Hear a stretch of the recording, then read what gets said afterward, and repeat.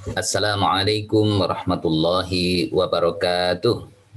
Waalaikumsalam Waalaikumsalam warahmatullahi warahmatullahi wabarakatuh. wabarakatuh. Teriring doa salam kita, mudah-mudahan Allah Subhanahu Wa Taala memberikan rahmat kepada kita semuanya, memberikan kesehatan kepada kita semuanya, memberikan perlindungan baik kepada kita dan keluarga kita, sahabat-sahabat kita, wabil khusus minal mu'minina wal mu'minat wal muslimina wal muslimat fi kulli makan wa fi kulli zaman. Amin ya rabbal alamin. Saudara-saudara yang dirahmati Allah Subhanahu wa taala,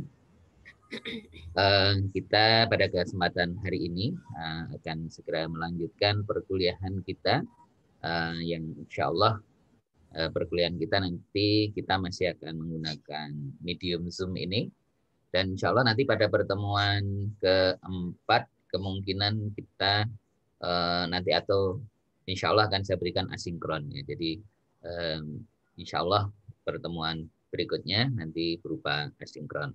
Nah, pada kesempatan hari ini kita masih akan membahas tentang seputar kepemimpinan pendidikan, dan saya akan mencoba menyinggung wabil khusus ya tentang seperti apa sih sesungguhnya konsepnya yang ada di dalam kepemimpinan Islam itu. Karena kita tidak bisa melepaskan bahwa kita sebagai insan yang berada dalam institusi pendidikan Islam dan kita adalah sebagai seorang muslim, maka beberapa prinsip Islam itu automatically itu akan menjadi ruh di dalam hidup dan kehidupan kita, termasuk di dalam konteks pendidikan kita ini. Nah, saudara-saudara yang dirahmati Allah Subhanahu wa taala, saya coba akan mereview pertemuan yang lalu. Sesungguhnya apa sih kepemimpinan pendidikan itu? Biasanya yang paling cepat merespon itu Mbak Nada gitu ya. Apa Mbak Nada kepemimpinan pendidikan itu? Kemarin sudah kita bahas. Ya intinya aja kira-kira apa?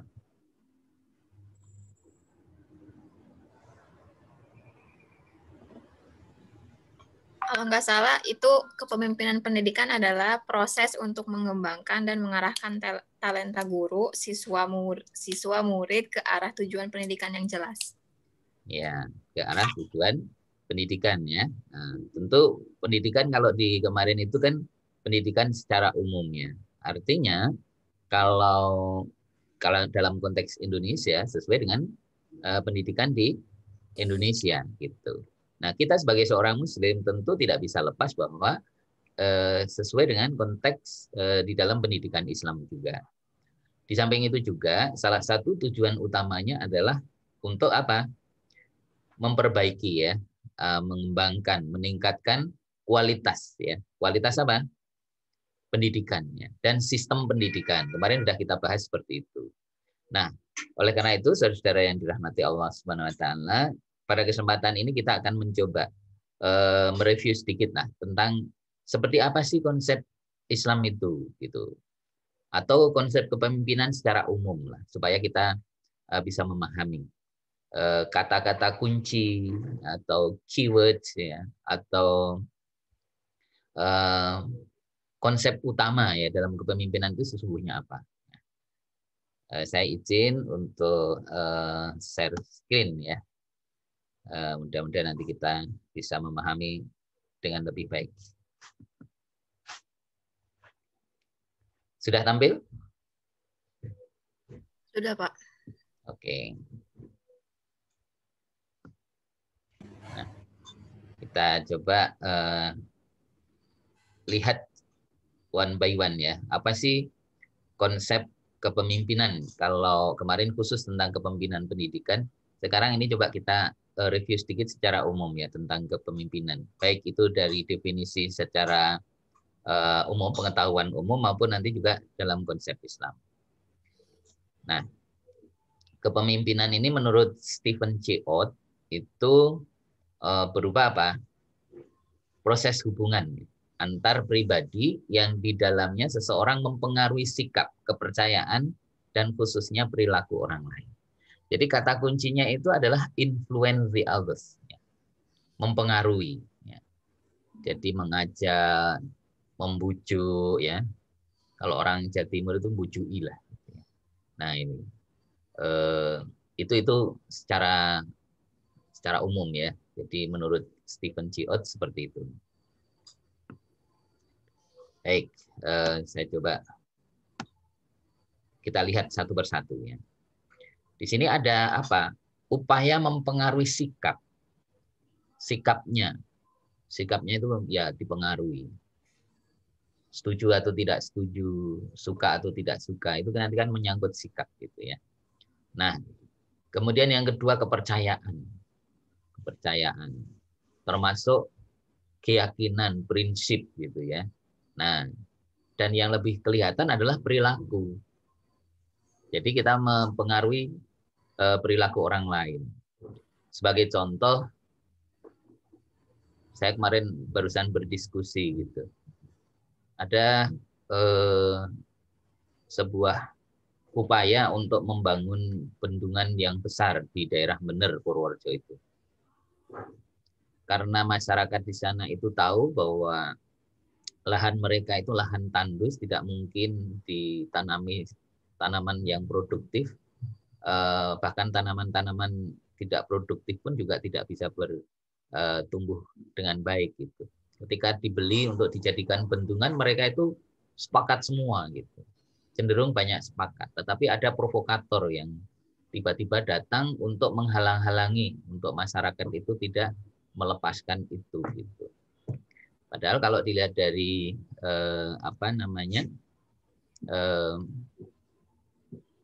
hasil yang didapat itu masyarakat itu mendapatkan ganti untung bukan ganti rugi, ganti untung karena apa? Lahan yang dia miliki yang tidak produktif itu diberi imbalan yang lebih baik gitu. Berarti kan namanya ganti untung gitu. Tapi ada provokator. Nah, provokator inilah yang berperan mempengaruhi orang-orang itu untuk tidak melepaskan, tidak usah dijual. Pokoknya dijual tapi harus dengan harga yang sangat tinggi gitu. Jadi ada kepentingan tertentu mempengaruhi. Yang dipengaruhi apa? Ya sikapnya, perilakunya. Sehingga apa? Sampai ada antipati gitu ya. Jadi yang sangat aneh itu begini. Ternyata mereka itu demonya itu tidak di tempatnya, tapi demonya itu malah di Jogja, di sekitar Nyanti, ya, di pusat yang terkait dengan pemetaan wilayah itu, yang punya kewenangan. Mohon maaf ini ya, saya sebut gitu ya. Ternyata apa? Begitu demo itu ditemukan oleh petugas itu, yang demo itu justru mahasiswa perguruan tinggi Islam terbesar di Jogja yang berstatus negeri. Anda sudah tahu lah kira-kira mana gitu ya. Padahal apa mereka itu ternyata ketika ditanya oleh para petugas gitu ya, ditanya, Anda tahu nggak lokasinya? Nggak tahu mereka. Jadi mereka itu hanya demo ya, yang penting dapat uang. Dan anehnya, mereka itu cuma dibayar berapa? 100.000. Ikan naif sekali seorang mahasiswa ya mau diprovokasi seperti itu, dipengaruhi untuk melakukan ini. Padahal dia nggak tahu menahu tentang apa tujuannya dia demo. Yang penting dapat uang. Nah ini kan sudah dipengaruhi gitu ya. Jadi ini salah satu contoh ya. Nah, contoh kasus gitu. Baik.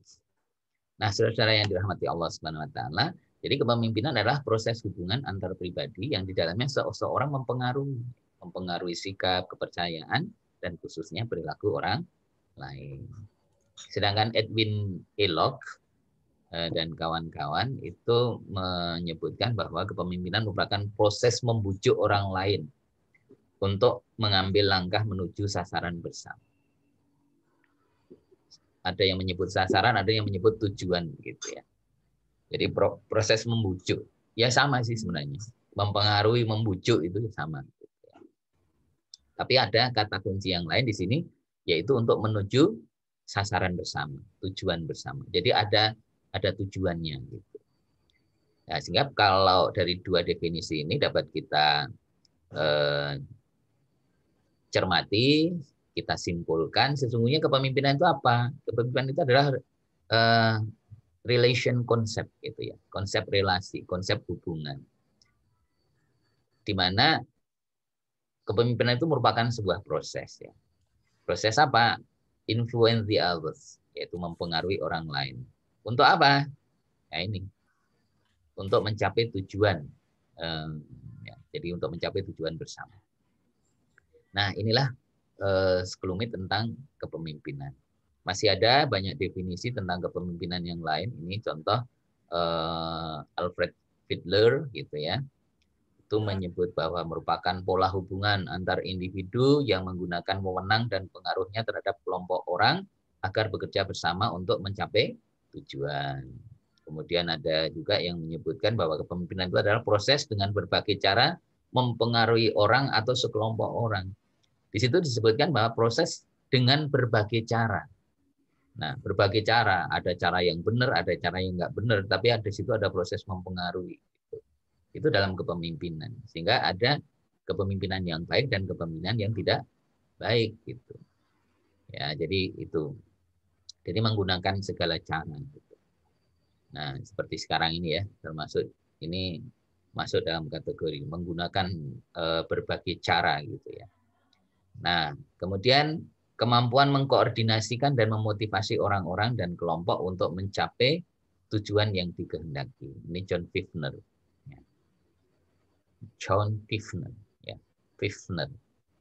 Itu mengatakan bahwa kemampuan mengkoordinasikan dan memotivasi. Jadi mengkoordinasi, memotivasi orang atau kelompok untuk mencapai tujuan.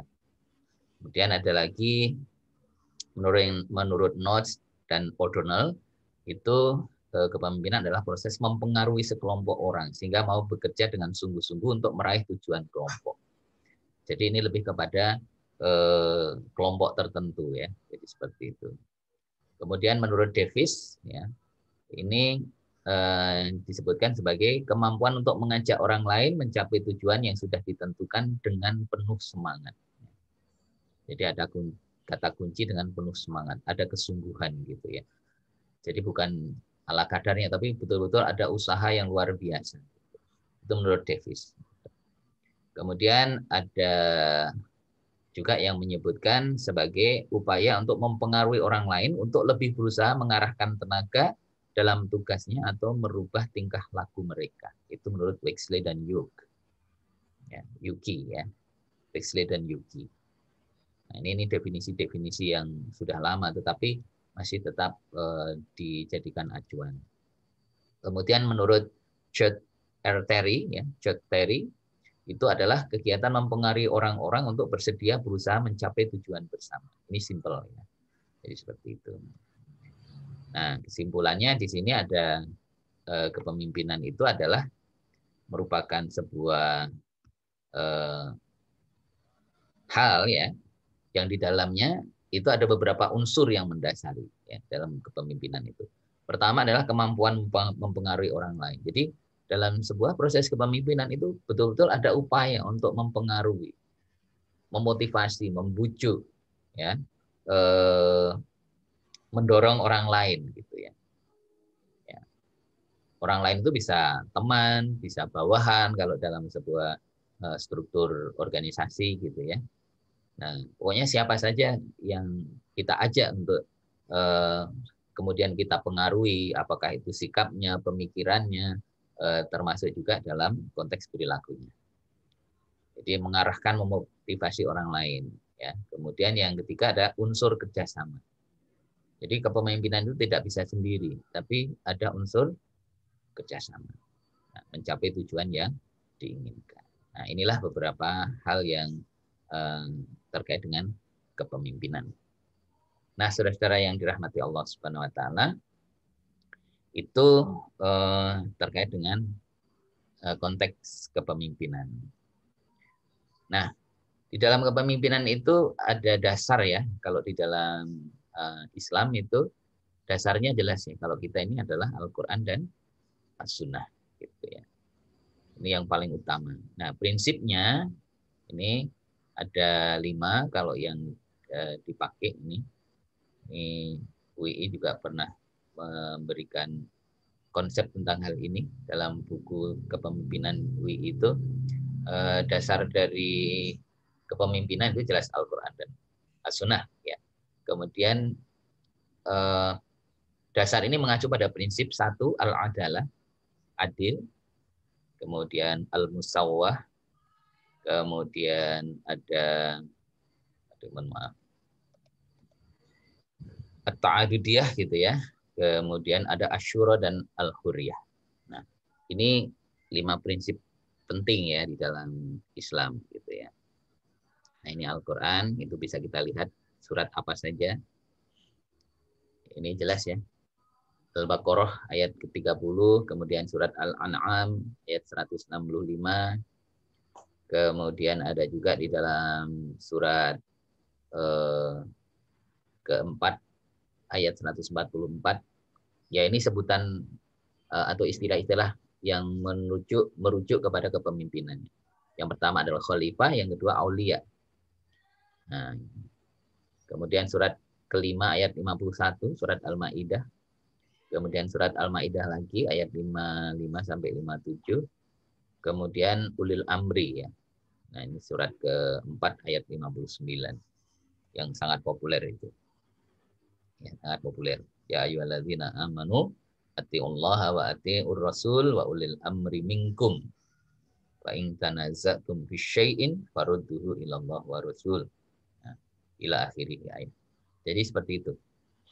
Nah, tapi kata kunci yang terakhir itu di dalam surat keempat An-Nisa ayat 59 itu ada hal yang menarik di situ. Ketika Allah Subhanahu wa taala menyebut atiullaha wa atiur rasul. Jadi yang pertama itu atiullah wa atiur rasul. Jadi taat kepada Allah dan taat kepada Rasul. Itu mutlak. Gak ada tawar-menawar. Ya, itu tidak bisa ditawar. Gitu. Tapi coba Anda perhatikan terusan ayatnya. Wa ulil amri. Nah, di situ tidak ada atiu di ulil amri. Artinya ketaatan kepada ulil amri itu tidak mutlak. Beda dengan ketaatan kepada Allah dan kepada Rasulnya. Artinya apa? Itu menjadi landasan bahwa kepada ulil amri itu ketaatannya masih ada syaratnya. Apa syaratnya? Bisa kita lihat di dalam ayat berikutnya. Fa in tanaza'tum fi syai'in farudduhu ilallah wa rasul. Jadi syaratnya itu kita taat kepada pemimpin itu kalau pemimpinnya itu taat kepada Allah, taat kepada Rasul, atau dia berprinsip kepada Al-Quran maupun As-Sunnah. Kalau tidak gimana? Kalau tidak ya tidak harus wajib gitu. Tidak wajib untuk kita taati. Bahkan kalau pemimpinnya itu justru menentang atau bahkan memusuhi orang-orang yang berprinsip kepada Al-Quran dan As-Sunnah, itu malah wajib untuk tidak ditaati. Bukan wajib ditaati, wajib untuk tidak ditaati. Nah, itulah prinsip di dalam Islam yang sangat penting, yang kita perlu tahu. Nah, ini nggak boleh main-main. Makanya dalam kepemimpinan itu menjadi sangat penting. Islam tidak memandang kepemimpinan itu hanya sebagian kecil masalah, tetapi Islam dengan kepemimpinan itu merupakan dua hal yang tidak bisa dipisah-pisahkan. Nah, itulah saudara-saudara yang dirahmati Allah Subhanahu wa taala. Kemudian ini ada imam ya, seringkali disebut di dalam Al-Qur'an itu imam. Ya, ada kata imam ya. Itu. Nah, ini khalifah itu maknanya seperti itu ya. Imam itu menyeluruh dalam persoalan yang berkenaan dengan masalah keagamaan dan duniawi, gitu ya. Sebagai pengganti fungsi Rasulullah SAW. Jadi, tapi ada juga yang mengartikan begini, imam itu hanya dibatasi pada aspek-aspek yang terkait dengan masalah agama, gitu ya. Tidak dalam masalah keduniaan. Gitu. Ya, menurut sebagian ulama seperti itu ya. Tapi sebenarnya ya dua-duanya gitu ya. Jadi seperti itu. ulil amri. Nah, ini sudah jelas. Jadi syaratnya itu kalau ulil amri itu ya ini orang yang cerdik pandai yang dikenal oleh umat sebagai ahli dalam berbagai bidang serta mengerti kepentingan umat. Ini ulil amri ya syaratnya seperti itu. Kalau menurut Al-Maroghi ya dikatakan sebagai pemerintah, ulama, cendekiawan, pemimpin militer atau tokoh-tokoh masyarakat yang menjadi tumpuan umat menerima kepercayaan atau amanat dari masyarakat. Jadi kalau mengkhianati ini tidak bisa dikategorikan sebagai ulil amri. Gitu. Kemudian wali atau jamak dari aulia yaitu sering diartikan teman akrab, pelindung atau penolong. Ini hadis ya. Jadi jika seorang berjalan dalam suatu perjalanan maka angkatlah satu di antaramu sebagai pemimpin. Ini menurut hadis Abu Dawud ya. Kemudian ini hadis yang sangat populer juga jika pemimpin itu harus orang yang ahli di bidangnya. Seperti sekarang ini kita bisa membaca, melihat ya, belajar langsung banyak yang dipilih gitu ya untuk mengurusi satu urusan tapi bukan ahli di bidangnya sehingga kacau gitu ya, kacau kalau toh mungkin itu ada kaitannya tetapi bukan yang terbaik. Contohnya ya paling jelas paling mudah di kita itu Kementerian Agama, Kementerian Pendidikan ya terus pimpinan DPR ya pimpinan DPR kan Puan Maharani gitu. Kira-kira apa tidak ada orang yang lebih pintar dari Puan gitu, yang lebih hebat gitu. Kenapa harus beliau gitu kan? Nah ini kan jelas banyak yang menurut prinsip di dalam Islam itu disalahi di tempat kita ini. Ini yang terjadi. Nah ini yang penting di sini juga nih, pemimpin itu harus bisa diterima, mencintai dan dicintai umatnya. Ini hal yang sangat penting. Jadi pemimpin itu intinya seperti itu. Harus bisa diterima. Bisa diterima, tapi harus orang yang bisa mencintai dan dicintai. Mendoakan umat dan didoakan umat, bukan sebaliknya dibenci dan membenci, melaknat dan dilaknat oleh umatnya. Nah ini nanti bisa dilihat di dalam hadis Muslim. Di Sahih Muslim nanti bisa dicari tentang kaitannya dengan pemimpinnya. Ini inti-intinya saja.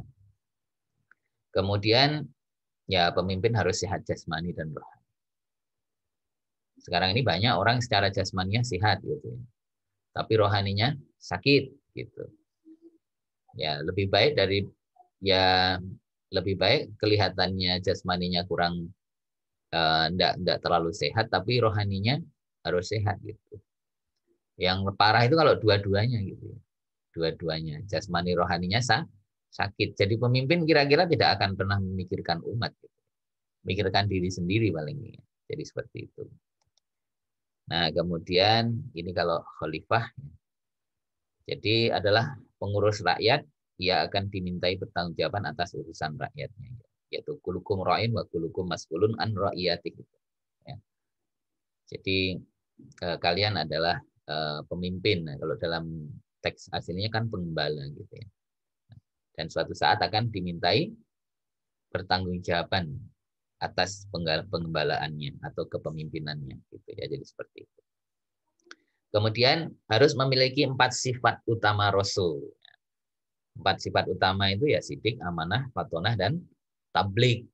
Yang kemudian nanti ini menjadi landasan lahirnya konsep atau model kepemimpinan prophetic. Prophetic leadership. Ya, kepemimpinan kenabian yang landasannya kepada 4 hal ini. Sidik, amanah, fatonah, dan tablik. Jadi seorang pemimpin itu harus jujur, harus amanah, ya, harus cerdas, dan harus bisa tablik, berdakwah, mendakwahkan gitu. Jadi ini hal yang penting di dalam konteks kepemimpinan. Nah, saudara-saudara yang dirahmati Allah Subhanahu wa taala, ini beberapa hal yang terkait dengan kepemimpinan. Nah, Ini acuannya ya, prinsipnya tadi al-adalah. Jadi seorang pemimpin itu harus adil. Ya, ini ada di dalam Al-Quran ya, surat An-Nahl ayat 90. Innallaha ya'muru bil adl itu. Wal ihsan wa ita'i dzil qurba wa yanha 'anil fahsya'i wal munkar dan seterusnya itu. Nah, kemudian surat An-Nisa gitu ya. An-Nisa itu tadi 59-nya sudah kita lihat. Ini kalau seorang pemimpinnya angkat dilu bil adil gitu ya. Jadi mereka itu di dalam menentukan gitu itu harus adil, tidak pandang bulu, tidak oh ini keluarganya kemudian dimenangkan dan seterusnya, lebih dikedepankan gitu. Sementara orang lain yang bukan siapa-siapa harus dikalahkan. Pemimpin tidak boleh seperti itu. Tapi harus betul-betul menempatkan sesuai dengan proporsinya, menempatkan sesuai dengan konteksnya, keadaannya dan seterusnya. Jadi meskipun itu orang yang memusuhi dalam konteks kebiasaannya, tetapi ketika saat itu dia adalah benar, maka harus dibenarkan. Jadi seperti itu. Nah ini. Jadi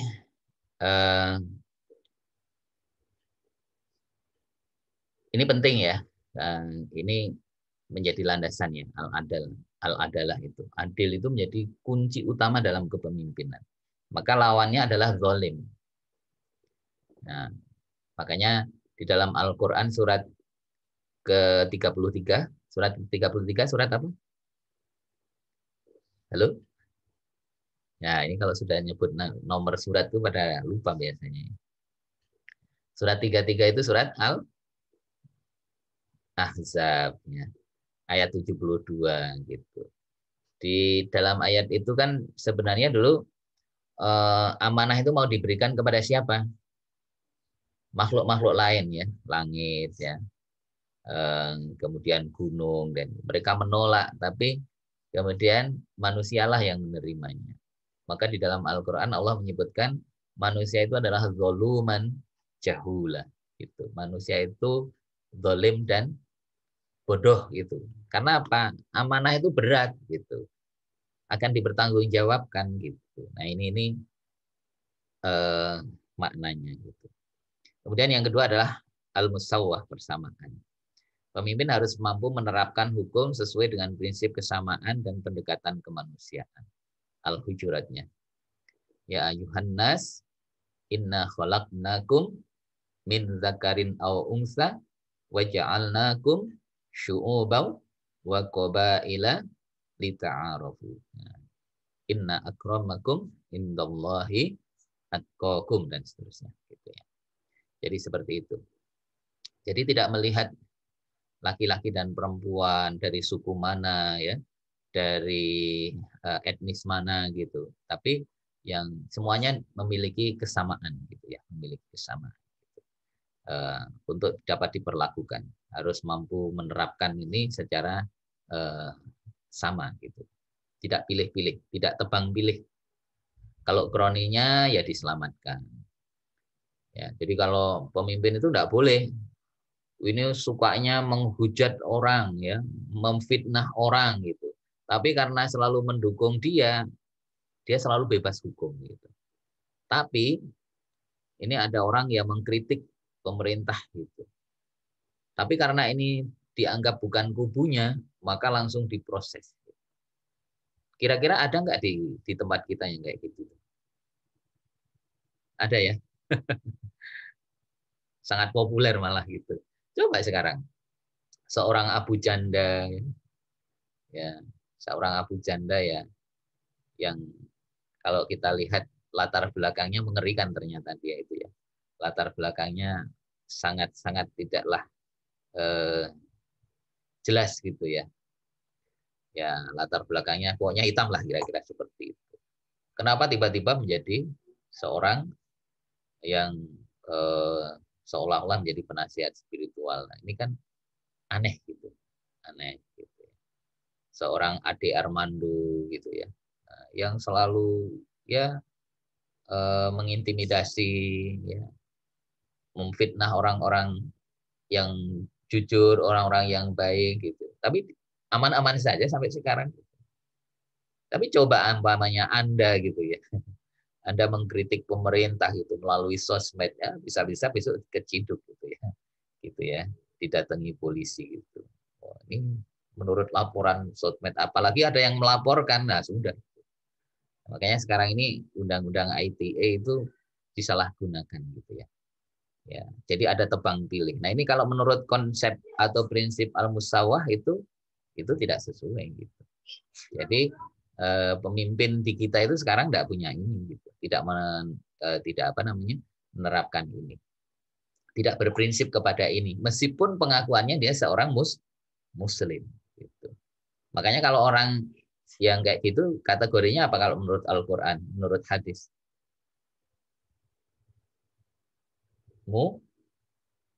Nah, ya munafik atau nifak ya, dia melakukan nifak. Orangnya namanya munafik. Ya, padahal al munafikun itu fi tarkil asfal minanna begitu. Jadi mereka itu nanti akan berada di keraknya neraka gitu ya, ya itu. Wong kerak eh, penanak nasi aja rasanya juga kayak gitu ya, apalagi keraknya neraka gitu. Jadi panasnya api neraka dari kejauhan aja sudah mengerikan gitu, apalagi ini jadi keraknya ya. Nauzubillah min dzalik. Padahal di dalam Al-Qur'an kan sudah disebutkan itu ya. Betul nggak? Dalam surat ke-7 ayat 179 itu. Surat ke-7 itu surat naon? Nah, lupa lah. Kalau sama saya ketemu lagi kayak gitu-gitu ya. Surat ke-7 itu surat Al-A'raf ya sudah. A itu berarti rof gitu ya.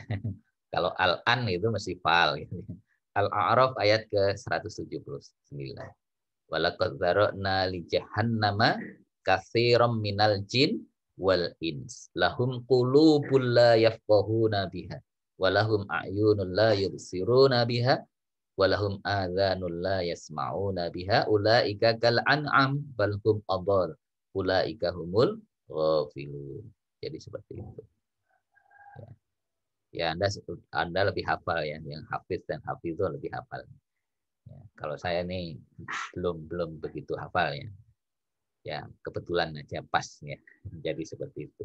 Tapi itu jelas ya bahwa besok itu sudah dinas dalam Al-Qur'an yang paling banyak menjadi penghuni neraka ya, jadi baranya neraka jahanam itu adalah katsiran minal jin wal ins, kebanyakan dari golongan jin dan manusia. Mudah-mudahan kita bukan termasuk. Amin, amin ya. Amin. Oke. Penting ini ya. Ya kita berdoa gitu. Kan kita selalu berdoa. Allahumma ini as'aluka ridhoka wal jannah wa na'udzubika min sakhatik annar. Ya, itu ya. Nah, jadi itu. Nah, jadi itu ya. Ini tentang persamaannya al-musawah. Kemudian at-ta'adudiyah, kemajmukan.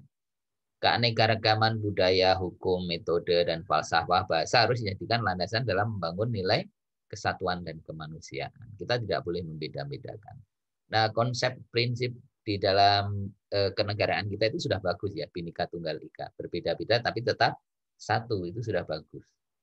Tapi ada juga kelompok-kelompok yang berusaha memisahkan itu. Karena apa? Tidak senang kalau umat Islam itu atau orang Indonesia itu rukun. Guyub rukun itu nggak suka. Ada juga yang memecah belah. Ya, suku ini diadu dengan suku Jawa, dengan suku apa namanya Papua, dan macam-macam. Ada yang kayak gitu ya. Nah, suku Madura dengan suku Dayak dan seterusnya itu ya.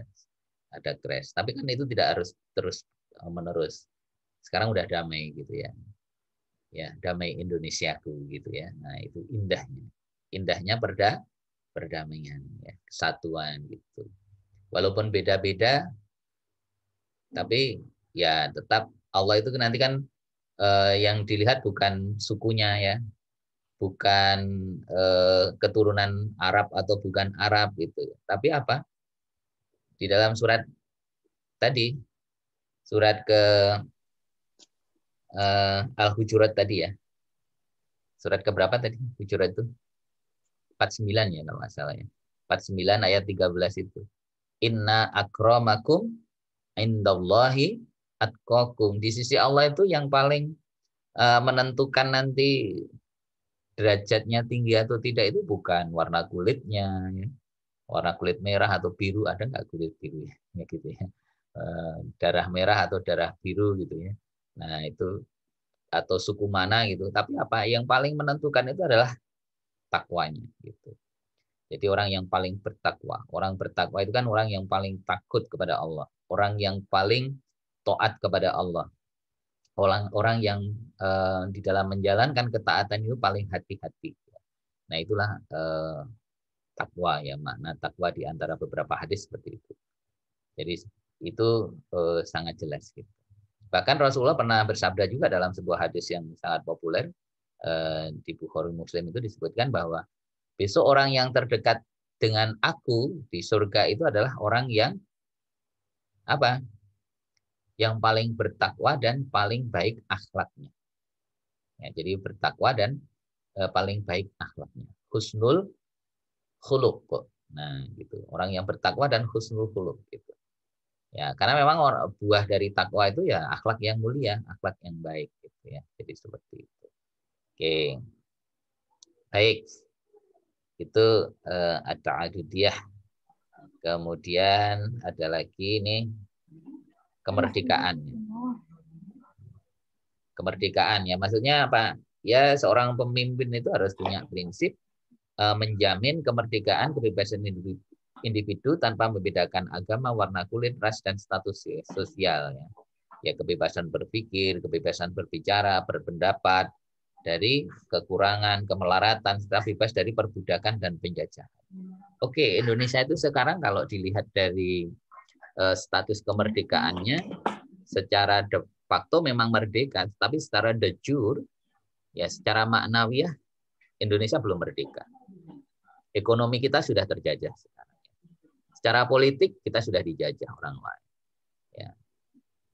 Secara hukum, penentu hukum ini bukan lagi orang-orang Indonesia sekarang. Penentu hukum adalah orang-orang China sekarang yang mereka nanti akan menguasai Indonesia. Jangan heran ketika suatu saat nanti Indonesia akan dijadikan apa? Indochina. Iya betul, karena sekarang sudah dikuasai. Ya, sudah dikuasai oleh Cina.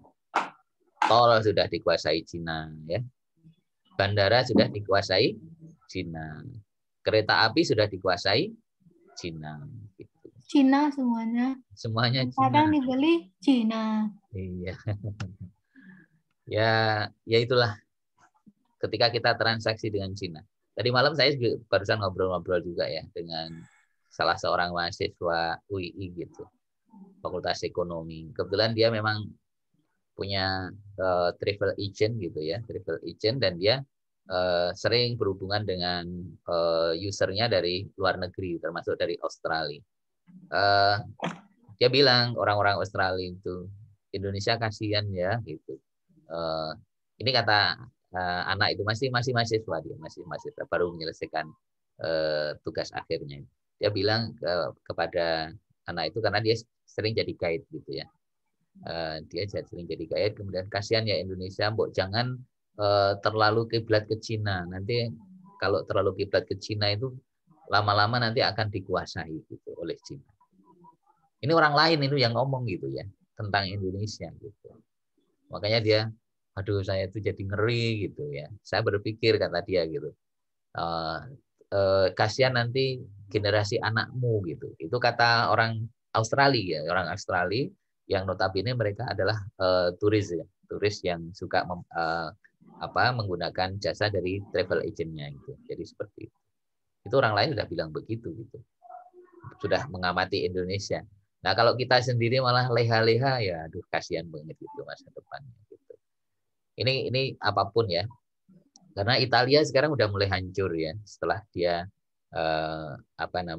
berkolaborasi dengan Cina. Negara-negara Afrika sudah mayoritas gitu.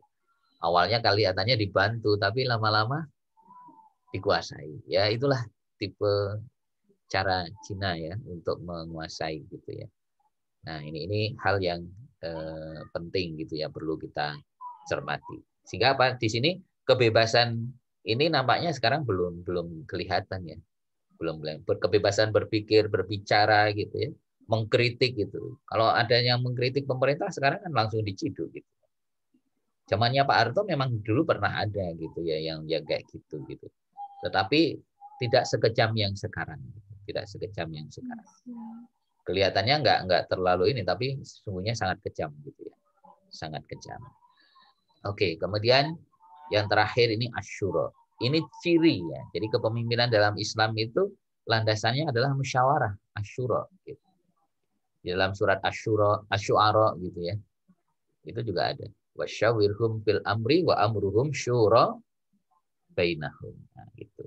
Ini dua ayat yang sering menjadikan landasan untuk ya prinsip di dalam Islam itu dalam membuat keputusan itu harus musyawarah gitu. Nah, jadi musyawarah itu menjadi penting. Bahkan Abu Bakar pernah menyampaikan dalam sebuah asar itu, tidak pernah aku lihat orang yang paling banyak bermusyawarah kecuali Rasulullah gitu. Rasulullah itu sebenarnya kalau mau itu membuat keputusan itu selalu sendiri itu bisa, karena beliau selalu berada di dalam petunjuk dari Allah Subhanahu wa taala.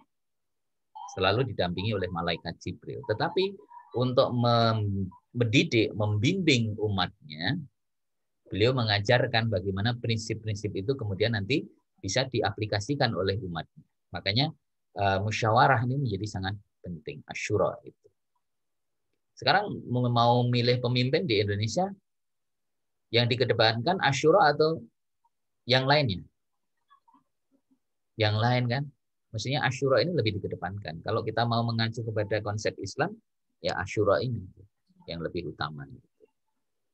Ya alhamdulillah di UI itu ketika memilih pemimpin itu prinsip utamanya asyura. Tapi kalau asyura ini tidak bisa berjalan, baru dengan pemilihan. Itu yang di UI ya, kalau mau memilih pemimpin. Ini saya kira bagus ya, karena ini konsep Islam. Baik, itulah saudara-saudara yang dirahmati Allah Subhanahu wa taala terkait dengan beberapa hal ya yang terkait dengan definisi kepemimpinan secara umum ya, dan juga beberapa prinsip gitu ya dalam kepemimpinan Islam. Sebelum saya lanjutkan, mungkin ada yang merespon, bertanya atau menanggapi, dipersilahkan. Tafadhol. Mangga? Ada yang mau bertanya? Ada, Pak. Oke, mangga, silahkan.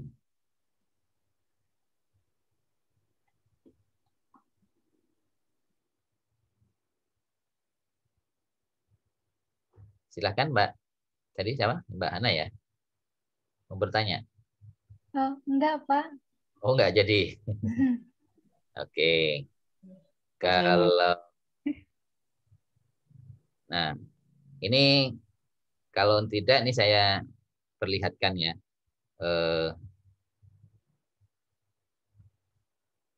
Ini tentang Pak, saya mau tanya, Pak. boleh, silahkan Mas. Ya, jadi gini, kan yang viral di sosmed itu ya Pak, yang Bapaknya tahu nggak yang kasus seorang guru yang memposting jalanan rusak itu kan, kemudian diprotes oleh pihak pemerintah desa sendiri. Nah, itu apa ya namanya? Dalam artian si guru itu kan memposting kan untuk memberitahu bahwa jalan itu rusak gitu. Iya. Nah, si yang dipermasalahkan di sini yang pemerintah desa itu tidak terima kalau misal itu posting itu kan termasuk kebebasan berpendapat ya Pak. Kenapa marahin gitu, maksudnya kenapa nggak terima? Apa memang takut itu dananya memang masuk pribadi atau gimana atau terbongkar? Nah, menurut Bapak sendiri itu gimana pandangannya Pak? melihat kasus yang viral di berita?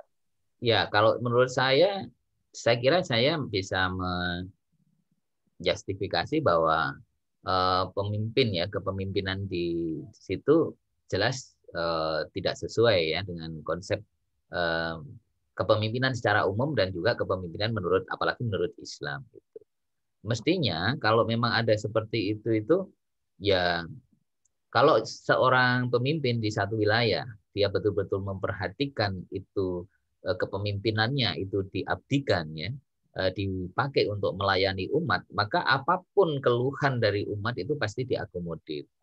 Apalagi sekarang dunia digital gitu ya, siapapun bisa gitu. Nah, oleh karena itu mestinya dia tidak perlu tersinggung gitu ya. Kalau pemimpin yang baik ya, bahkan Rasulullah pernah menyampaikan, berbahagialah orang yang dikritik gitu. Nah, para sahabat bertanya, maksudnya gimana ya? Dengan dikritik itu kita bisa memperbaiki kekurangan kita, kesalahan kita. Gitu.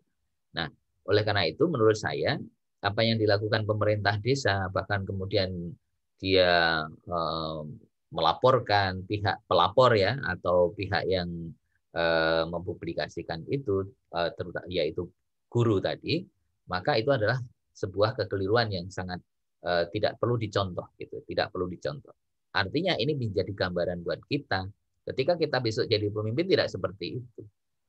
Ya, tidak apa-apa, malah terima kasih gitu ya, terima kasih. Nah, barangkali mungkin ini ada faktor lain. Berarti ada faktor lain yang tidak berjalan sebagaimana mestinya. Mungkin ya, di situ sudah ada proyek pembangunan jalan.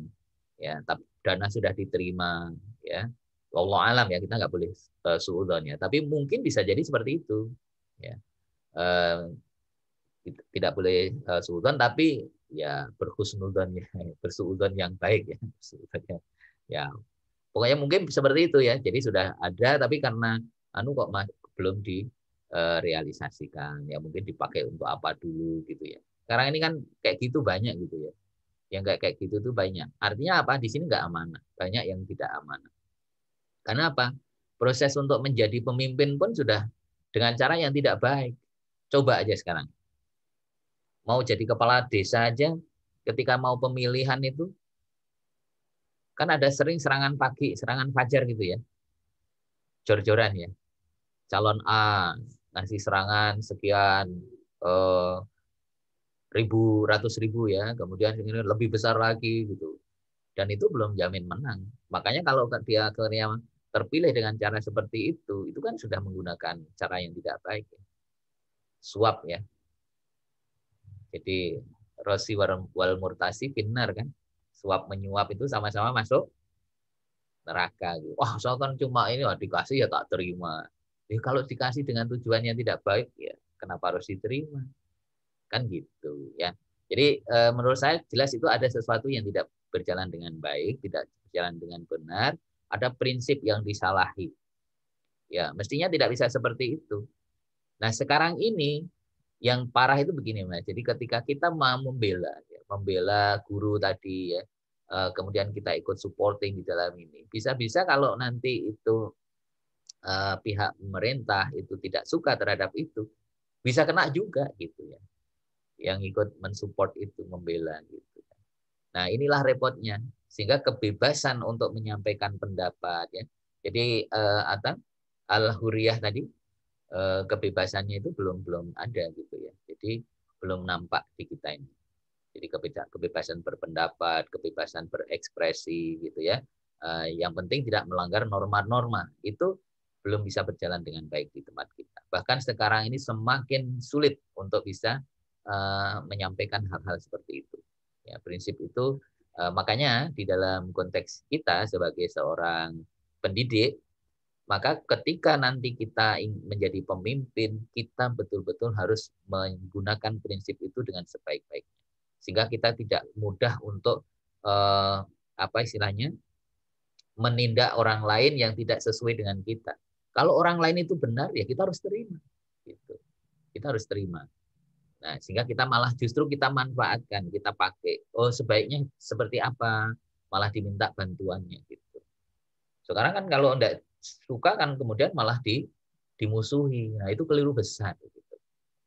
Jadi kalau kita menggunakan strategi kepemimpinan itu, jadi orang-orang yang tidak suka dengan kita, suka mengkritik kita, justru mestinya kita rangkul.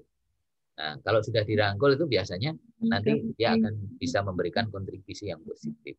Tapi bukan dirangkulnya adalah rangkul yang positif ya, bukan yang negatif gitu. Jadi seperti itu. Nah, ini barangkali pendapat saya seperti itu, Mas. Baik, terima kasih, Pak. Sama-sama. Ada lagi yang lain? Oke.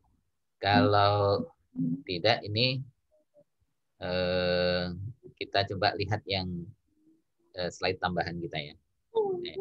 Tentang ini prinsip kepemimpinan.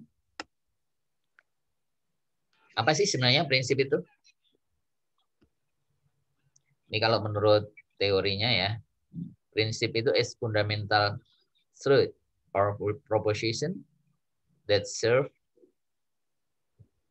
ya, jadi as the foundation for a system of belief or behavior or for a chain of reasoning. Ya, jadi ini yang dimaksud dengan prinsip ya. Jadi prinsip itu adalah kebenaran yang mendasar ya, atau proposisi ya. Proposisi yang menjadi landasan gitu dari sebuah sistem keyakinan gitu. Itu prinsip. Nah, kemudian atau ada juga yang menyebutkan prinsip itu is a basic idea, ya. Jadi ide dasar atau rule. Ya. Nah, yang menjelaskan apa atau mengendalikan sesuatu ini terjadi gitu. Sesuatu itu nanti akan berjalan. Jadi seperti itu. Itu prinsip. Jadi ini merupakan ide dasar. Gitu. Ya, jadi aturannya, panduan. Gitu. Sehingga ada juga yang menyebut prinsip itu adalah moral rule. Ya. Yaitu aturan moral atau kepercayaan yang membantu Anda mengetahui apa yang benar dan yang salah dan yang mempengaruhi tindakan Anda. Atau sering disebut dengan a basic truth of theory. Jadi teori dasar ya. Jadi kebenaran dasar dari atau teori ya. Kebenaran dasar, sebuah kebenaran dasar atau teori. Atau sebuah ide yang berbentuk yang bentuknya itu menjadi dasar dari sesuatu. Itu namanya prinsip. Kalau saya menyebut prinsip itu adalah sebuah pegangan yang kita pegang teguh gitu ya, dan itu nanti menjadi landasan dalam tindakan kita. Gitu. Nah, kalau menurut KBBI ini adalah asas kebenaran yang menjadi pokok yang mendasari berpikir, bertindak dan sebagainya. Jadi prinsip itu asas, asas. Gitu. Tuh. Ya menurut bahasa Arab ini persepsi, base, origin, essence, source, fundament. Ya. Nah, sehingga bisa dikatakan bahwa prinsip itu merupakan dasar atau landasan yang dimiliki seseorang untuk menjadi pedoman dan acuan dalam berpikir, bersikap dan bertindak. Nah, ini prinsip ya di dalam Islam ya.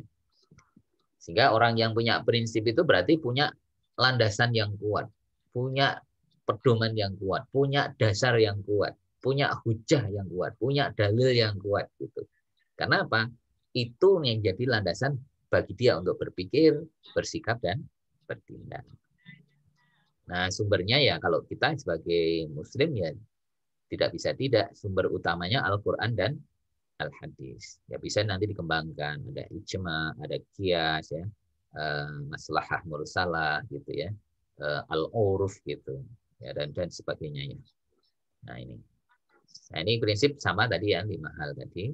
Kemudian ini tidak usah saya jelaskan. Nah, prinsip yang penting di dalam Islam itu bahwa kita sebagai seorang pemimpin ya itu harus punya tadi 5 prinsip yang pertama. Kemudian yang kedua Ini penting banget gitu. Tidak mengambil orang kafir non-muslim sebagai pemimpin. Ini sering salah kaprah ini. Jadi ini prinsip penting di dalam Al-Quran. Jadi Islam itu melarang mengambil orang kafir itu jadi pemimpin. Gitu. Ini tidak ada tawar-menawar. Gitu. Dalam urusan keduniaan ataupun dalam urusan akhirat, ini tetap harus menjadi landasan gitu. Tidak boleh. Meskipun itu hanya sekelas RT sekalipun, itu tetap harus mendasari bahwa kalau kita milih pemimpin, tidak boleh yang non-muslim. Pak, ya non-muslim itu jauh lebih baik, dia lebih mengerti masyarakat kita. Gitu. Nah, bagaimana cara menjawabnya? Kita tidak bisa membandingkan dengan itu. Yang penting prinsip utamanya dulu. Masalah lebih baik itu tinggal bagaimana cara kita nanti mengkomunikasikan dengan orang-orang yang dia seorang muslim. Ketika umpamanya kita pilih, ya kita punya tanggung jawab untuk kemudian mengingatkan, ya, mendampingi. Jadi seperti itu. Ini hal yang penting. Kemudian setiap kelompok harus mengangkat pemimpin ini tadi ya. Kemudian harus dicintai dan mencintai gitu ya.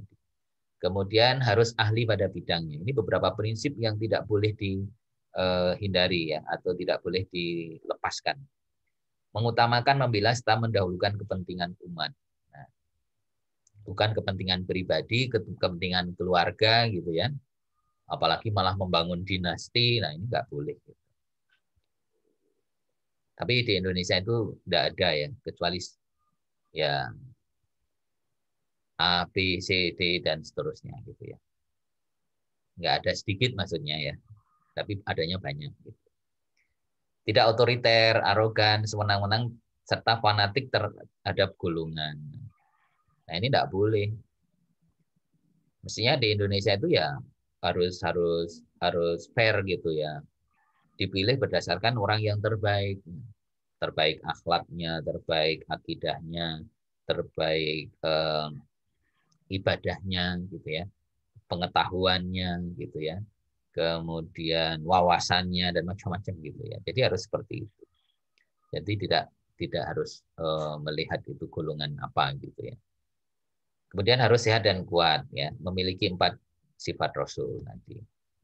Nah, ini pemimpin yang efektif, ini menurut Stephen Covey, ini menurut pandangan umum supaya untuk memperkuat aja.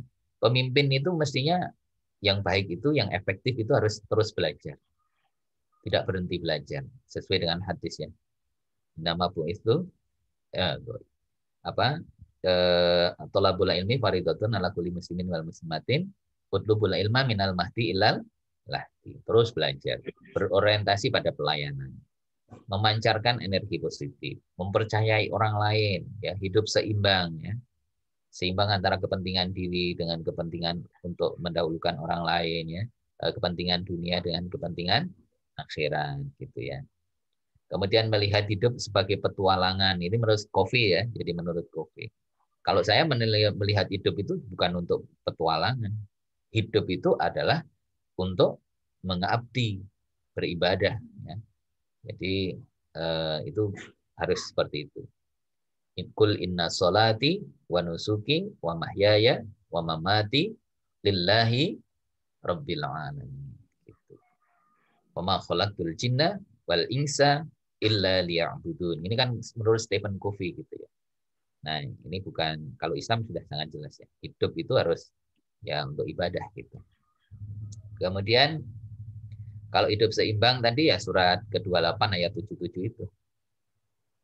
Wabtaghi fima atakallahu darul akhirah wala tansa nasibaka minad dunya wa ahsin kama ahsanallahu ilaik wala tabghil fasada fil ard innallaha la yuhibbul mufsidin. Kemudian sinergi itu ya sinergis ya. Gitu. Kemudian yang ke-8 adalah berlatih terus untuk memperbaiki diri. Ya, jadi ada upaya untuk memperbaiki diri terus menerus. Gitu. Tidak boleh berhenti. Jadi hari esok harus lebih baik dari hari sekarang. Ya ayyuhalladzina amanu taqullaha. Ya ayyuhalladzina amanu taqullaha wal tanzur nafsum ma qaddamat lighad Wattaqullaha innallaha khabirum bima ta'malun. Nah, itu. Surat Al-Hasr ayat 18. Jadi seperti itu. Nah, inilah beberapa prinsip yang penting ya. Kemudian ini menurut Ari Ginanjar ya, pemimpin sejati adalah seorang yang selalu mencintai dan memberi perhatian pada orang lain sehingga ia dicintai, memiliki integritas yang kuat sehingga ia dipercaya oleh pengikutnya, selalu mengajari dan membimbing pengikutnya, memiliki kepribadian yang kuat dan konsisten, dan yang terpenting adalah memimpin berdasarkan suara hati yang fitrah. Jadi seperti itu. Nah, ini menurut Ari Ginanjar. Sedangkan menurut Mustafa Masyhur ada 9 unsur gitu ya. Pertama adalah ikhlas karena Allah, memiliki kepekaan terhadap pengawasan Allah, selalu memohon pertolongan Allah dalam setiap keadaan dan aktivitasnya, memiliki tanggung jawab yang selalu menjaga diri dan amanah, kemudian memberikan porsi besar untuk pendidikan anggota dan menyiapkan generasi. Jadi seorang pemimpin yang baik itu harus menyiapkan penerusnya gitu. Jadi seperti itu. Kemudian menjalin kasih sayang kepada seluruh anggota, ukhuwah insaniyah. Kemudian mampu merencanakan program yang tepat, strategi dan sumber dananya, serta mampu memanagenya, ya, mengelolanya gitu. Mampu membangun iklim saling percaya, positive thinking atau husnudzon, kemudian bersungguh-sungguh menyalakan cita-cita, mengukuhkan tekad, dan membangkitkan harapan. Nah, ini menurut Mustafa Masyhur. Ya. Dan kemudian syaratnya ini, jadi kalau menurut Islam itu, kepemimpinan menurut Islam itu adalah upaya membimbing, mengarahkan, mengajak orang lain menuju jalan yang diridhoi oleh Allah Subhanahu wa taala. Oleh karena itu, ya syarat pemimpin itu adalah orang yang memiliki rasa tanggung jawab terhadap Allah Subhanahu wa taala, gitu ya. Nah, ini. Maka seorang pemimpin tidak cukup hanya memiliki kapasitas pribadi, fisik, jasmani yang sehat, intelek, tetapi juga harus memiliki integritas keislaman yang kuat, soleh secara pribadi dan secara sosial. Ini menurut beberapa tokoh gitu ya. Syarat pemimpin ini merdeka, laki-laki, ya az-zukur ya. Nah, jadi laki-laki gitu ya. Di sini tidak disebutkan perempuan. Ini berarti di sini apa? Ya ini pendapat kan, pendapat ini yang menurut beberapa tokoh. Berwawasan luas, mu'alim, kemudian adil, dewasa, bukan perempuan, orang buta, anak-anak, orang yang fasik, orang jahil, dan pembiu. Ini kalau menurut Al-Maududi tetap beragama Islam, laki-laki, dewasa, sehat jasmani dan rohani, warga negara yang baik, soleh, buat komitmennya terhadap Islam. Loh, Pak, kok itu perempuan nggak ada gitu. Ya kalau selama masih ada laki-laki ya laki-laki gitu. Yang utama gitu. Tapi kalau memang perempuan bisa ya tidak apa-apa. Ya, jadi kalau menurut saya tidak masalah gitu. Yang penting bukan yang utama. Kalau yang utama itu memang laki-laki disebutkannya. Nah, kriteria ini kalau diringkas ini menjadi 3. Pertama adalah mujtahid. Seorang pemimpin itu adalah seorang mujtahid gitu ya. Orang yang memiliki kesungguhan ya. Orang yang memiliki kemampuan untuk membuat keputusan yang terbaik. Karena ijtihad di situ ya. Kemudian mu'alim, orang yang berpengetahuan ya, memiliki pengetahuan yang baik ya. Orang yang paham tentang ilmu gitu ya. Kemudian ahlul ibadah. Orang yang ahli ibadah. Nah, ini bisa kita lihat ya dari berbagai contoh yang kepemimpinan yang sukses pada masa lalu dari masa Khulafaur Rasyidin sampai kekhalifahan yang ada. Rata-rata pemimpin yang sukses itu adalah mereka memiliki kriteria seperti ini. Mujtahid, mu'alim, ahlul ibadah. Ya, jadi ini. Jadi kalau siang itu ya dia itu seolah-olah seperti tidak mengenal waktu malam gitu ya. Semuanya akan ditumpahkan gitu. Tapi kalau malam dia senantiasa sedikit tidur karena apa? dia berpikir ya, beribadah kepada Allah Subhanahu wa taala. Maka ada sebuah asar yang menyebutkan i'mal lidunyaka ka'annaka ta'ishu abadah wa amal li akhiratika ka'annaka tamutu ghadan. Jadi seperti itu. Nah, itulah saudara-saudara yang dirahmati Allah Subhanahu wa taala beberapa hal yang terkait dengan beberapa prinsip ya dan juga syarat gitu ya kepemimpinan yang saya kira penting gitu ya, karena ini tidak bisa kita lepaskan. Oleh karena itu ketika kepemimpinan pendidikan itu dipegang oleh orang-orang yang memiliki prinsip yang kuat seperti tadi, saya yakin pendidikan itu akan bisa berjalan dengan baik. Ya, institusi pendidikan akan bisa dikelola dengan baik, akan berlangsung dengan baik. Kalau pengelolanya amanah, biasanya lembaganya itu akan sukses gitu. Karena apa? Dia orientasinya pelayanan, memberikan yang terbaik kepada orang-orang yang dilayaninya. Gitu. Akan memberikan yang terbaik buat lembaganya, institusinya. Sehingga dari situ maka dia akan bisa menjadikan media yang diamanahkan ke dia itu untuk semaksimal mungkin mengabdikan dirinya, dan mengabdikan dirinya berarti mengabdi kepada Allah Subhanahu wa taala. Nah, itulah hal yang penting yang saya kira perlu menjadi catatan kita, landasan kita di dalam menjalankan sebuah proses kepemimpinan dimanapun kita nanti ya, maka ketika kita bisa jalankan itu, saya yakin bahkan 100% gitu, lebih dari itu akan bisa menjadi sosok pemimpin di dalam dunia pendidikan yang terbaik. Jadi kita tidak boleh melepaskan prinsip-prinsip tadi, karena prinsip itu adalah menjadi ruh, menjadi landasan di dalam hidup dan kehidupan kita. Kehidupan kita terutama di dalam menjalankan kepemimpinan di dalam satu institusi pendidikan. Baik, maka kalau masih ada yang merespon atau menanggapi atau memperkuat gitu, monggo silakan.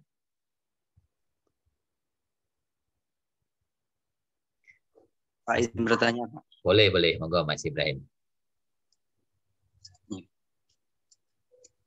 Assalamualaikum warahmatullahi wabarakatuh. Waalaikumsalam warahmatullahi wabarakatuh. Mungkin itu Pak sedikit melebar dari pembahasan, tetapi masih terkait dengan kepemimpinan. Boleh. Ya, pertanyaan saya yaitu apa saja kiat-kiat atau acuan-acuan yang dapat kita lakukan untuk mencalonkan seseorang pemimpin selain melihat dari latar belakangnya. Karena seperti contoh kasus di daerah saya, yaitu Bupati Jepara, Kiai Haji Ahmad Marzuki. Dilihat dari latar belakangnya, beliau itu seorang kiai. Namun ketika dia dipilih, dicalonkan, kemudian terpilih menjadi bupati, tetapi beliau masih melakukan tindakan dolim seperti korupsi, suap menyuap hakim. Nah, dari contoh kasus tersebut, apa saja kiat-kiat ataupun acuan-acuan yang dapat kita lakukan ketika kita ingin mencalonkan seorang pemimpin selain melihat dari latar belakangnya? Oke. Saya kira pertanyaannya sangat baik. Jadi begini Mas, pemimpin tidak hanya selesai di dalam konteks sampai pilihan, tetapi yang namanya kepemimpinan tadi kan merupakan usaha bersama ya. Jadi kita harus tetap membersamai gitu. Bahkan saya ingat betul itu salah satu anggota dewan, mantan anggota dewan, dia waktu itu sudah berapa periode di DPR MPR RI gitu. Dia sowan kepada Ustadz Imam Mujiono. Anda kenal Pak Imam Mujiono kan? Kenal Iya, banget ya. Nah, dia didatangi oleh anggota dewan tadi karena ya dia teman dulu ya. Beliau itu adalah orang yang dikenal sangat alim, dikenal sangat baik. Sampai dia bilang begini, udahlah, tolong kita kalau yang jadi anggota dewan itu benar-benar harus berpikir. Karena apa? Jadi jangankan kita mengajak untuk baik. Salah-salah kita malah jadi tidak baik. Itu saking beratnya. Karena apa? Ternyata di dalam konteks kehidupan keseharian ketika lingkungannya itu sudah berkutat dengan ketidakbenaran, korupsi, kolusi, nepotisme, ya pokoknya hal-hal yang memang dilarang itu dilakukan, sekuat apapun ketika itu hal-hal yang buruk itu ada di sekitar kita dan itu kuat, itu bisa meruntuhkan kekuatan yang ada di kita. Oleh karena itu apa? Kita perlu pengawalan. Ingat pesannya Ali bin Abi Thalib itu ya. Apa itu? Yang kaitannya dengan sebuah konsep tentang manajemen itu. Kebaikan yang terorganisir itu akan bisa mengalahkan keburukannya yang terorganisir itu akan mengalahkan kebaikan yang tidak terorganisir gitu. Yang kalimat saya agak lupa ya. Bila nizam, ya itu yang ada kata-kata bila nizam. Ada yang hafal?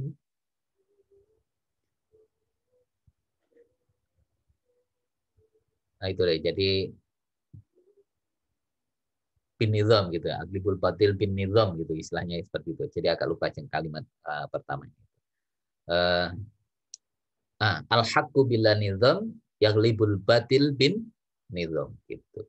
Jadi kebenaran yang tidak terorganisir itu akan bisa dikalahkan dengan kebatilan yang terorganisir. Nah, seperti tadi, orangnya baik yang ini, tetapi kalau lingkungannya itu sudah kacau, apalagi memang di kita ini, politik di kita ini sudah luar biasa, super jahat gitu ya.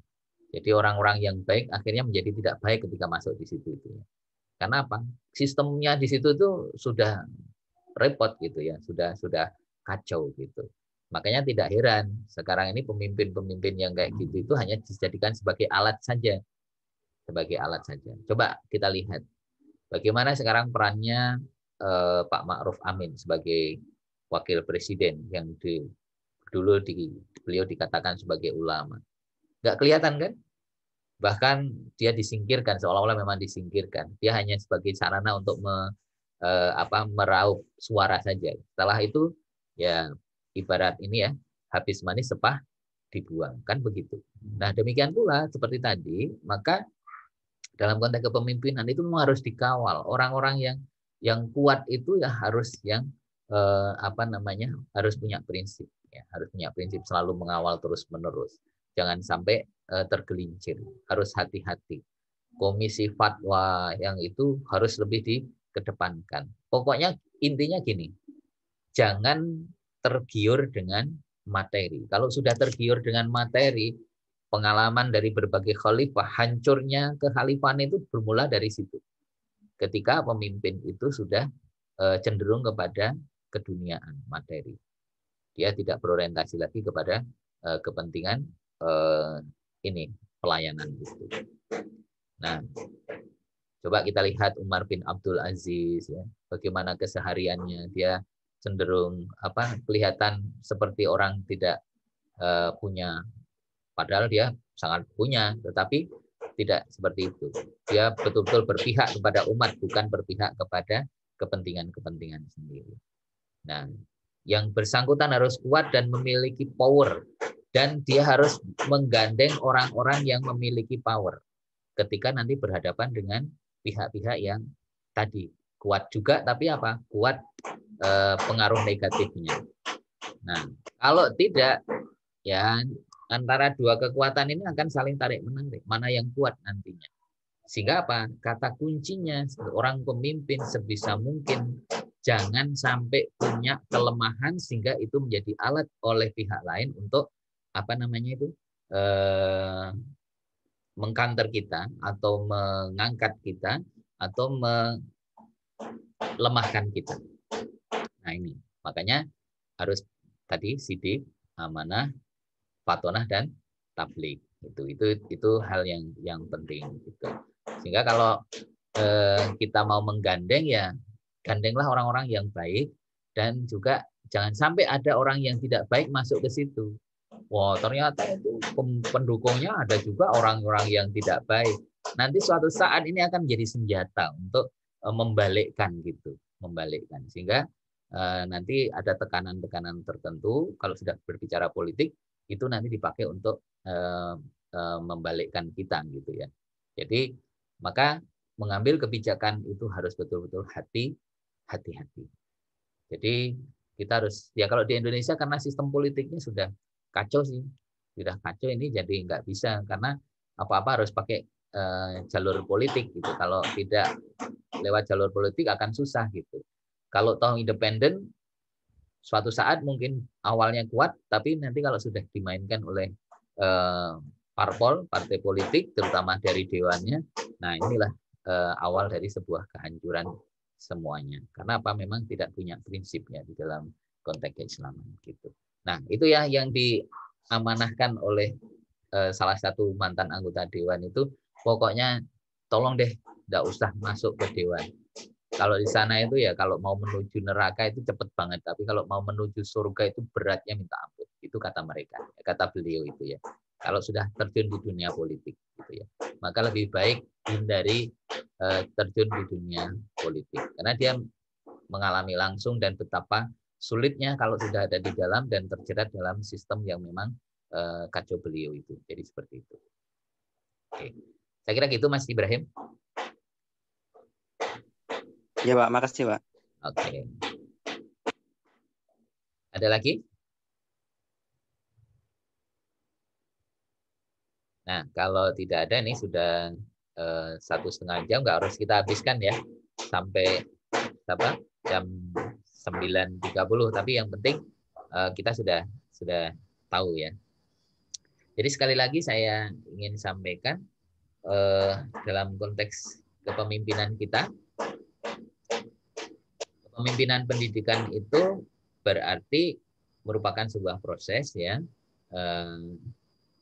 untuk meningkatkan atau membangkitkan ya potensi dari para pendidik, kemudian kepala sekolah, orang tua dan juga masyarakat dalam rangka mencapai apa? Mencapai tujuan pendidikan, mencapai keberhasilan dalam pendidikan. Jadi seperti itu. Nah, kalau sebagai seorang muslim, maka prinsip ini harus tetap kita pegang, kita bawa terus-menerus, jangan sampai kita lepaskan. Karena itu akan menjadi ruh ya, landasan di dalam berpikir, bertindak, kemudian atau berperilaku gitu ya. Bersikap ya, bertindak dan berperilaku. Jadi seperti itu. Nah, beberapa prinsip tadi itu harus dipegang teguh karena ini akan menjadi ruh ya. Kalau ruhnya sudah hilang, ya wujuduhu ka'adamihi gitu. Adanya seperti tidak ada. Maka ruh itu harus tetap kita pegang erat-erat sehingga kita bisa tetap baik gitu ya. Jadi seperti itu. Nah, saya kira itu saudara-saudara yang dirahmati Allah Subhanahu wa taala. Mudah-mudahan nanti bisa dipahami dengan baik dan kemudian bisa kita aplikasikan di dalam hidup dan kehidupan kita, bahwa seorang pemimpin itu harus memiliki prinsip, harus syaratnya terpenuhi, dan kemudian harus bisa mempertahankan prinsip itu dengan baik. Saya kira itu, untuk itu mari kita akhiri pertemuan kita, kuliah kita hari ini, dengan bersama-sama melafadzkan tahmid dan doa penutup majelis. Alhamdulillahirabbil alamin. Subhanakallahumma wa bihamdika asyhadu an la ilaha illa anta astaghfiruka wa atubu ilaik. Minggu depan kita asinkron ya. Nanti terkait dengan beberapa teori nanti akan saya share materinya. Silakan nanti dipelajari dengan baik beberapa teori yang melandasi dalam kepemimpinan pendidikan ya. Saya kira nanti bisa dipelajari dengan baik. Saya kira itu. Kurang lebihnya mohon maaf. Assalamualaikum warahmatullahi wabarakatuh. Waalaikumsalam. Terima kasih, Pak. Terima kasih, Pak. Terima kasih, Pak. Sama-sama.